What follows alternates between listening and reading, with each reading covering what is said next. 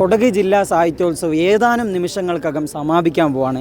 അതിനു മുമ്പായിട്ട് ഇവിടെ മത്സരാർത്ഥികളായിട്ടുള്ള കുട്ടികൾക്ക് വിജയിച്ചവർക്ക് സമ്മാനം വിതരണം ചെയ്തുകൊണ്ടിരിക്കുകയാണ്.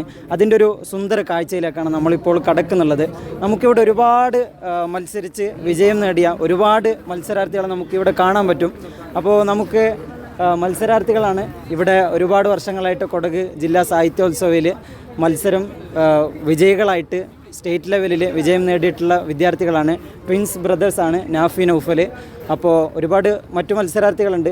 നിങ്ങളുടെ ഈ വർഷത്തെ ഒരു സാഹിത്യോത്സവ അനുഭവങ്ങളും മറ്റു എല്ലാ വർഷങ്ങളെക്കാളും ഈ വർഷത്തിലെ സാഹിത്യോത്സവം ഒരു പുതുതായിട്ട് നിങ്ങൾക്ക് ഫീൽ ചെയ്തിട്ടുള്ള കാര്യങ്ങൾ എന്തൊക്കെയാണ്?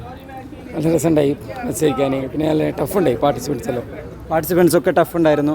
അപ്പോൾ എത്ര വർഷമായി നിങ്ങൾ സാഹിത്യോത്സവത്തിൽ മത്സരിക്കാൻ തുടങ്ങിയിട്ട്? 2014 സാഹിത്യോത്സവം മത്സരിക്കാൻ തുടങ്ങിയിട്ടുള്ളത്. അപ്പോൾ ഇന്ന് എന്തൊക്കെയാണ് നിങ്ങൾക്ക് മത്സരം ഉണ്ടായിരുന്നത്, എന്തിലൊക്കെയാണ് വിജയം ലഭിച്ചിട്ടുള്ളത് എന്നതിനെ കുറിച്ചും പറയാം. പിന്നെ പോയം റെസിറ്റേഷൻ ഹിന്ദിയിലെ കന്നഡ സോങ് ഹംദ്, പിന്നെ നാത്ത്, മൂന്ന് പാട്ടിൽ. എത്ര വർഷം നിങ്ങൾ സ്റ്റേറ്റ് ലെവൽ സാഹിത്യോത്സവത്തിന് പങ്കെടുത്തിട്ടുണ്ട്? അതായത് നിങ്ങൾ മത്സരിച്ച എല്ലാ വർഷങ്ങളിലും സ്റ്റേറ്റ് സാഹിത്യോത്സവത്തിന് പങ്കെടുക്കുകയും അതിലെല്ലാ വർഷവും വിജയം നേടിയിട്ടുണ്ടോ? രണ്ട് പ്രാവശ്യം വിജയം നേടിയിട്ടുണ്ട്. ലാസ്റ്റ് ഇയർ ഹംദ് ഉറുദുവിൽ സെക്കൻഡും, എൻ്റെ അപ്പുറത്തെ രണ്ട് മൂന്ന് വർഷം മുമ്പ് സ്റ്റോറി ടെല്ലിങ് ഫസ്റ്റ് കിട്ടിയിട്ടുണ്ട്. മലയാള പാട്ട് ഫസ്റ്റ് കിട്ടിയിട്ടുണ്ട്.